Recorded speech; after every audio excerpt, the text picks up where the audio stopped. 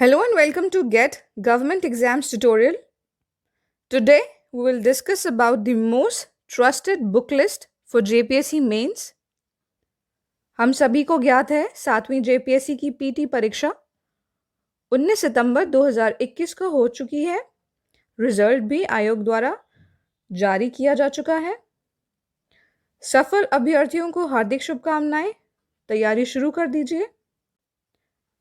जब हम मेंस परीक्षा की बात करते हैं तो उन पुस्तकों का नाम आवश्यक हो जाता है जो आपको कॉन्सेप्ट्स और फैक्ट्स यानी तथ्य के साथ साथ आंसर लिखने के लिए मैटर भी प्रोवाइड करते हैं।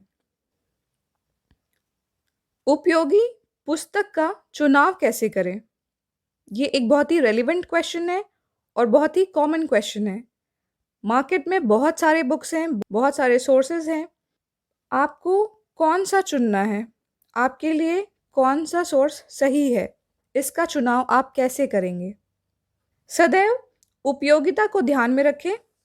आप कोई भी पुस्तक खरीद रहे हैं या परीक्षा के लिए पढ़ रहे हैं तो सदैव इस बात का आकलन कर लें कि क्या परीक्षा के दृष्टिकोण से यह पुस्तक उपयोगी है। परीक्षा के लिए उपयोगी होने के लिए उस पुस्तक में परीक्षा में आने वाले टॉपिक्स का यथोचित ज्ञान होना आवश्यक है। पीटी के लिए कॉन्सेप्ट्स और फैक्ट्स की आवश्यकता होती है, जबकि मेंस के लिए कॉन्सेप्ट और फैक्ट्स के साथ साथ मैटर की भी आवश्यकता होती है, क्योंकि जो मेंस एग्ज़ाम है उसमें आपको आंसर लिखने होते हैं, मार्क नहीं करने होते हैं।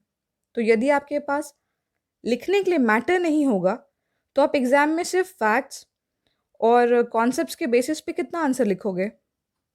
दूसरी बात, सदैव वह पुस्तक चुनें जिसमें ज़्यादा से ज़्यादा टॉपिक्स हों। प्रायोगिक रूप से आपको किसी भी विषय की 2 पुस्तकें रखने का सुझाव दिया जाता है। एक आपकी बेस बुक जिसमें आपके मैक्सिमम टॉपिक्स हैं और दूसरी साइड बुक जिसमें आपके बचे हुए टॉपिक्स के मैक्सिमम टॉपिक्स हैं। ठीक है? ध्यान रखें, यदि सिलेबस एक बुक से कवर हो रहा हो तो एक बुक ही पढ़ना बुद्धिमानी है और बुक्स ना खरीदें ना पढ़ें। आपको पता है आपको एनसीईआरटीज़ पढ़नी है। इसके अलावा सारे सब्जेक्ट्स हैं, हर सब्जेक्ट को ध्यान में रखकर पुस्तकों की संख्या गिने तो बहुत ही अधिक हो जाएगी। इसलिए ज़्यादा पुस्तकों में ना उलझें, जितनी ज़रूरत है उतनी ही पढ़ें। ज़्यादा किताबें होंगी आपके पास, पढ़ना रिवाइज करना कठिन लगने लगेगा। एक पुस्तक को ज़्यादा बार पढ़ना बहुत सारी पुस्तकों को एक बार पढ़ने की अपेक्षा में सदैव हितकर है। आप 1 या 2 पुस्तक कंफर्म कर लो और बार बार उसे रिवाइज करो। आप जितनी बार रिवाइज करोगे आप उतने अच्छे से टॉपिक्स को प्रिपेयर कर पाओगे। एक और महत्वपूर्ण बात, किसी पुस्तक को पूरा पढ़ने का प्रयास ना करें। वही पढ़ें जो आपके सिलेबस में है। ज़्यादा नहीं, रेलिवेंट पढ़ना है आपको और उसी को रिवाइज करते रहना है। This is the key to success. सही सोर्स से सही चीज़ों को पढ़िए, कंसिस्टेंटली पढ़िए, रिवाइज कीजिए और आंसर राइटिंग प्रैक्टिस कीजिए। इसके अलावा आपके पास और कोई विकल्प नहीं है। ओके? तो अब हम मोस्ट ट्रस्टेड बुक लिस्ट की ओर बढ़ते हैं। जेपीएससी मेंस के लिए सबसे विश्वसनीय पुस्तक सूची आपके सामने है। पेपर वाइज डिस्कस करेंगे। पेपर 1 सामान्य हिंदी सामान्य अंग्रेजी है। पेपर 2 वैकल्पिक विषय है। सामान्य अध्ययन पेपर 3 से पेपर 6 तक है, तो हम इसे ही अभी डिस्कस करेंगे। पेपर 3 सेक्शन ए है एंशिएंट इंडिया यानी प्राचीन भारत। इसके लिए एनसीईआरटी 6 स्टैंडर्ड की और 12 स्टैंडर्ड पार्ट 1 ये दोनों पढ़नी ही पढ़नी है। बेस बुक के लिए यदि आपके पास 11 स्टैंडर्ड की पुरानी एनसीईआरटी है तो आप वो पढ़ें, अन्यथा आर एस शर्मा की पुस्तक पढ़ सकते हैं। दोनों सेम ही पुस्तक है, दोनों में से कोई एक ही पढ़नी है आपको। हिंदी मीडियम वाले परीक्षार्थियों के लिए झा एवं श्रीमाली भी अच्छी पुस्तक है। साइड बुक के लिए यदि आपको ज़रूरत लगे और आप में पढ़ने की क्षमता हो तो पियर्सन की उपिंदर सिंह पढ़ सकते हैं। पेपर 3 सेक्शन ए बी है मेडिवल इंडिया यानी मध्यकालीन भारत। इसके लिए एनसीईआरटी में 7th स्टैंडर्ड की हिस्ट्री बुक पढ़नी है। 12th स्टैंडर्ड में पार्ट 2 यानी भाग 2, ये दोनों मैंडेटरी है, यानी पढ़नी ही पढ़नी है, आपको छोड़ नहीं सकते हैं आप। बेस बुक के लिए आप हिस्ट्री की ओल्ड एनसीईआरटी 11th स्टैंडर्ड की ले सकते हैं, या ये उपलब्ध ना हो तो सतीश चंद्रा की बुक ले सकते हैं। हिंदी मीडियम के बच्चे हरीश चंद्र वर्मा भी पढ़ सकते हैं। यदि साइड बुक की उपयोगिता महसूस हो तो आप पियर्सन की उपिंदर सिंह पढ़ सकते हैं। इस बुक में प्राचीन भारत और मध्यकालीन भारत दोनों ही दिए हुए हैं और ये इंग्लिश और हिंदी दोनों ही मीडियम्स में अवेलेबल है। Next, paper 3 section A C modern India यानी आधुनिक भारत। इसमें मस्ट रीड है 8th स्टैंडर्ड की एनसीईआरटी हिस्ट्री बुक और 12th standard part 3 NCERT history book.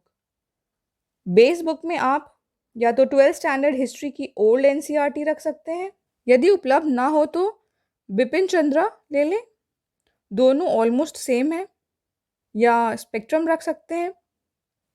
Okay.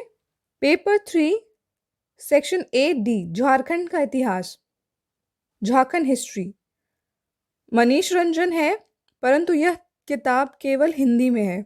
English medium वाले बच्चे इसे पढ़कर समझ सकते हैं और अपनी भाषा में लिख सकते हैं। Paper 3 section B is geography. सबसे पहले आप 12th तक की ज्योग्राफी रिवाइज करें, फिर टॉपिक वाइज पढ़ना शुरू करें। इससे आपके सारे फैक्ट्स और कॉन्सेप्ट्स एक बार ब्रश हो जाएंगे। ठीक है। भौतिक भूगोल यानी फिजिकल ज्योग्राफी के लिए सविंदर सिंह, जीसी लियोंग, महेश बर्णवाल, कोई भी आप उठा सकते हो। जीसी लियोंग हिंदी में नहीं उपलब्ध है, खुल्लड़ भी आप पढ़ सकते हो। आप जब बुक स्टोर पे जाएं तो इन पुस्तकों की भाषा एक बार पलट कर देखें, जो आपकी समझ से मेल खाती हो आप उसे ही पढ़ें।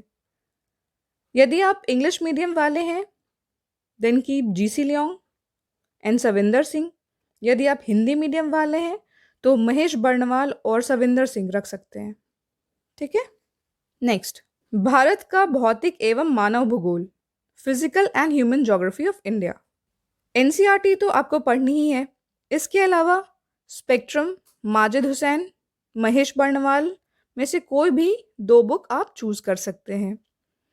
नेचुरल रिसोर्सेज ऑफ इंडिया यानी भारत के प्राकृतिक संसाधन के लिए भी यही बुक्स काम आएंगे।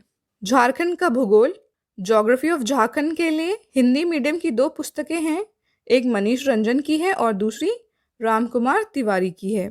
इन दोनों में से आप कोई भी चुन सकते हैं।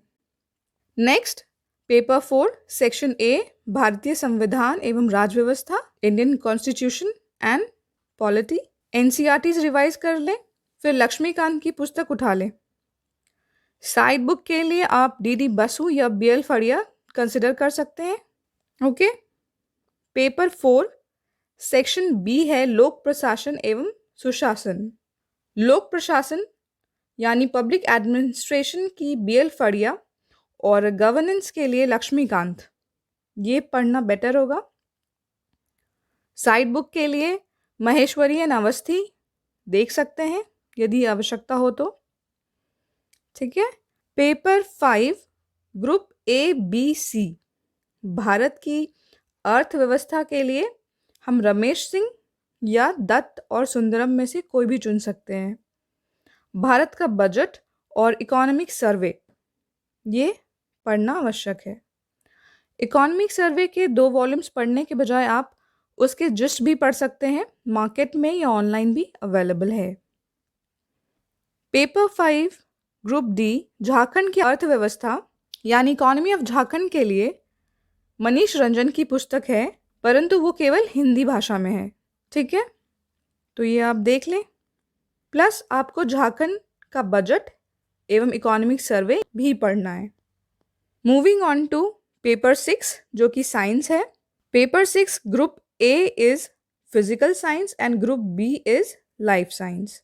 8th से 10th स्टैंडर्ड के एनसीईआरटी बुक्स को सेलेक्टिवली पढ़िए, जो भी टॉपिक सिलेबस में है सिर्फ उनको पढ़िए। इसके अलावा आप किसी भी गाइड, मैनुअल, कैप्सूल से पढ़ सकते हैं, ल्यूसेंट से पढ़ सकते हैं। बेसिकली आपको किसी भी गाइड में पेपर 6 के ग्रुप ए, बी और ई के टॉपिक्स मिल जाएंगे।